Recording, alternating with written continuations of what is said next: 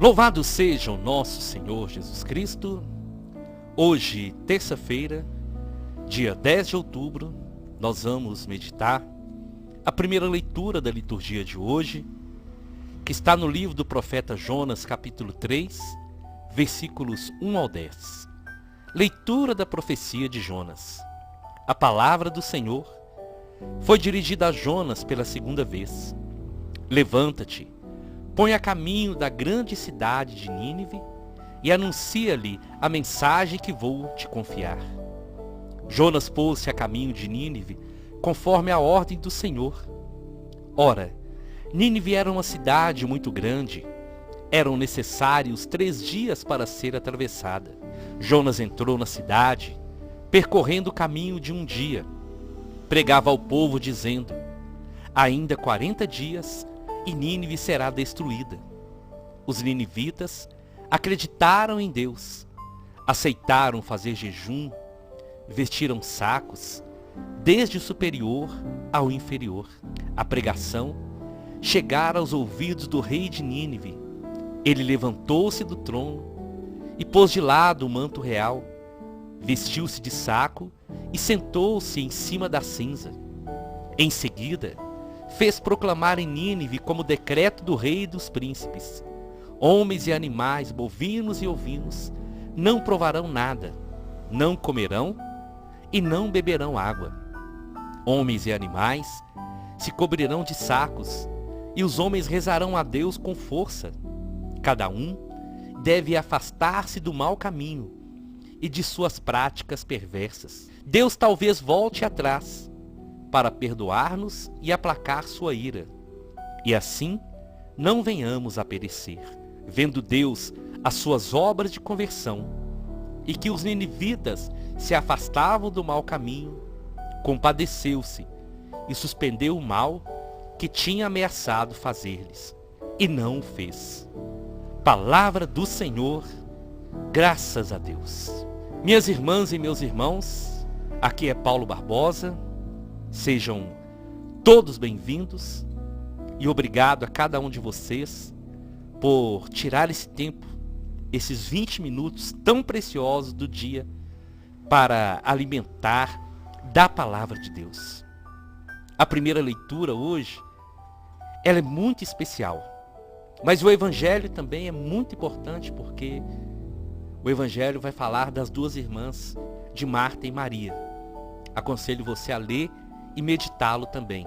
Mas eu quis trazer hoje a primeira leitura porque é uma mensagem muito forte e que fala sobre a conversão, sobre arrependimento, e mostra que o Senhor, Ele dá oportunidade para todos nós de nos arrependermos dos nossos pecados, de voltar atrás e de buscar a sua face. E o livro do profeta Jonas vai contar da ordem que o Senhor deu para o profeta de ir à cidade de Nínive.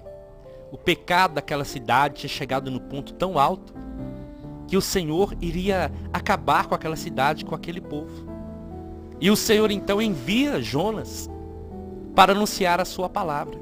Mas acontece que o profeta, ele fica com medo porque ele sabia que era uma cidade muito grande, um povo muito violento, e que eles não iriam aceitar aquela profecia e iriam matar Jonas. Jonas então ele tenta fugir, e o Senhor então faz com que ele pudesse se arrepender e voltar. Jonas então entra num barco, e ao invés de ele ir para Nínive, ele vai para outra cidade, e ali acontece toda aquela história que Jonas é engolido por uma baleia, e ele vai refletir sobre tudo. Então esse capítulo de hoje, o capítulo 3, ele começa dizendo justamente isso. A palavra do Senhor foi dirigida a Jonas pela segunda vez. Porque a primeira vez Jonas tentou fugir, mas o Senhor tinha um propósito para Jonas. E eu gosto muito de refletir sobre isso, porque quando o Senhor tem um propósito para a minha vida, quando Ele tem uma missão para mim, quando Ele tem uma missão para você, o Senhor não troca de pessoa. O Senhor, quando Ele nos determina algo para ser realizado, é porque aquilo foi confiado a mim, foi confiado a você. E nós não podemos fugir da missão que o Senhor nos confia. porque Ele nos confia essa missão não como castigo, mas Ele nos confia essa missão com amor. O medo de Jonas era ser morto, mas o Senhor tinha planos para que através de Jonas a sua palavra pudesse ser anunciada. Então, depois de tudo, Jonas toma essa decisão. Jonas entende a missão que o Senhor tinha para ele, e ele vai então à cidade de Nínive. E ali ele começa a anunciar. E ele começa dizendo: ainda 40 dias essa cidade vai ser destruída. E eu creio que quando Jonas começou a anunciar isso, ele anunciava com o coração apertado, com medo daquelas pessoas se levantarem contra ele e matá-lo. Mas é aí, meu irmão e minha irmã, que está o grande segredo de quando o Senhor nos envia em missão. O Senhor não nos envia para passar vergonha. O Senhor não nos envia para ser humilhados. E o Senhor não enviava Jonas ali para ser morto. O Senhor enviava aquele profeta, porque o Senhor sabia e conhecia o coração de Jonas, e sabia que através da sua pregação, aquelas pessoas teriam uma oportunidade de arrepender. Mas aquelas pessoas só se arrependeriam se eles ouvissem a palavra, se eles ouvissem a pregação. É por isso, meu irmão e minha irmã, que nós não podemos recusar o chamado do Senhor. Porque assim como Jonas foi usado pelo Senhor, Ele quer usar a mim, Ele quer usar a você. E Jonas foi chamado para pregar uma palavra muito dura. O Senhor, em 40 dias, Ele vai destruir essa cidade. Aparentemente era uma palavra de maldição, de condenação. Mas aquilo só aconteceria se aquelas pessoas não dessem ouvidos à palavra de Jonas. E isso significa também que nós não podemos maquiar a pregação. Nós não podemos ficar dando um jeitinho na pregação com medo de magoar as pessoas, com medo das pessoas se ofenderem e se voltarem contra nós, como Jonas pensava que ia acontecer.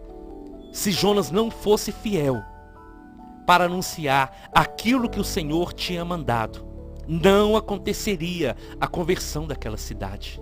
Então, tanto aquele que prega, como aquele que ouve a palavra, nós precisamos entender muito isso. O pregador tem que ser fiel àquilo que o Senhor manda pregar.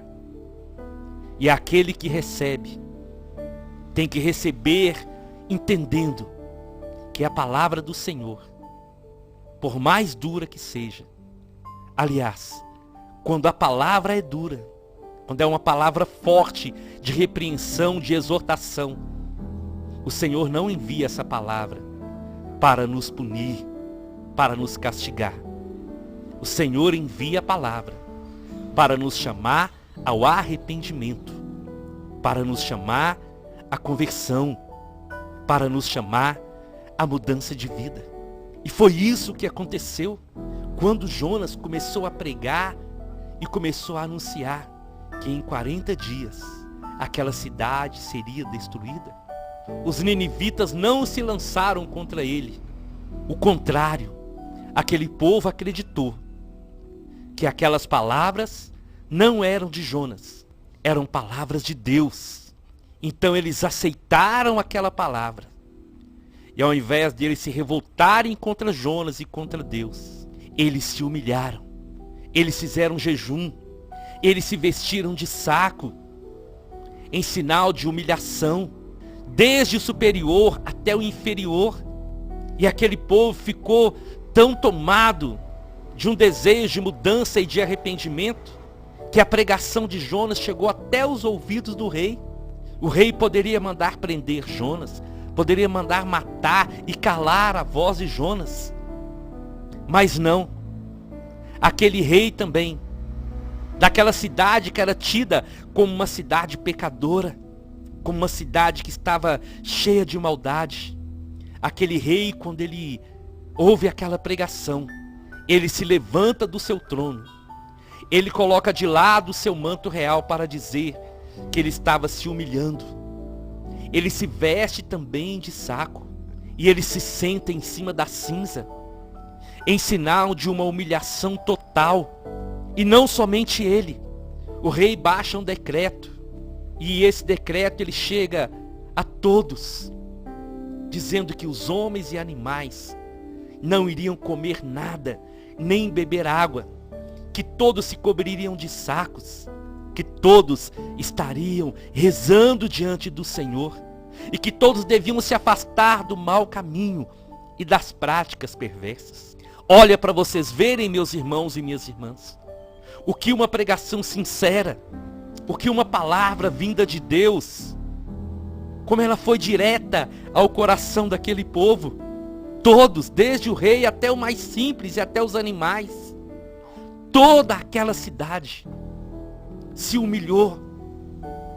Toda aquela cidade reconheceu que eles estavam em pecado.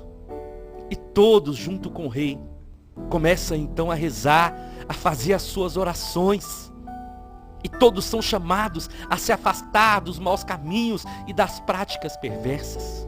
Mas isso só aconteceu porque o profeta anunciou a palavra da maneira que o Senhor tinha mandado. Isso é muito sério, meus irmãos e minhas irmãs.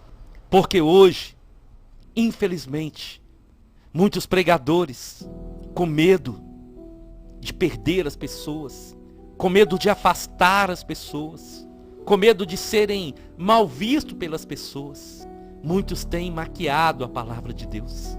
Muitos têm colocado pano quente e não têm anunciado a palavra do jeito que ela precisa ser anunciada. Mas quando a palavra de Deus, ela não chega como uma verdade transparente para as pessoas não vão se converter. As pessoas não vão querer mudar de vida. A palavra do Senhor, ela tem que ser anunciada como uma verdade absoluta. Porque quando Jonas anuncia que em 40 dias aquela cidade seria destruída, era o Senhor dizendo: eu dou para vocês 40 dias para vocês mudarem de vida. Olha para vocês verem o que aconteceu. Uma cidade toda se converteu, se arrependeu dos pecados e voltou para o Senhor. Porque alguém anunciou a verdade.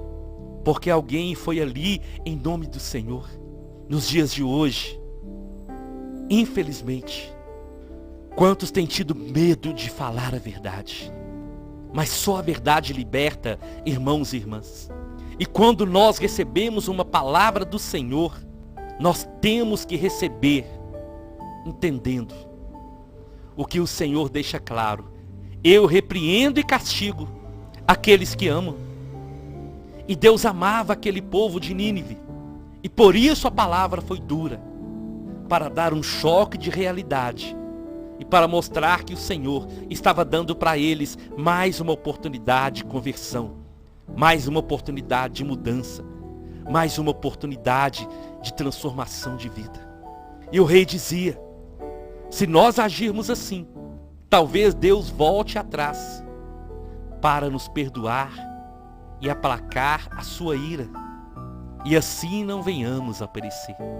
E quando esse povo toma essa atitude de reconhecer os pecados, de se arrepender, esse gesto de humildade toca o coração do Senhor. E o nosso Deus então vê que aquele povo estava num processo de conversão, que eles estavam se afastando do mau caminho.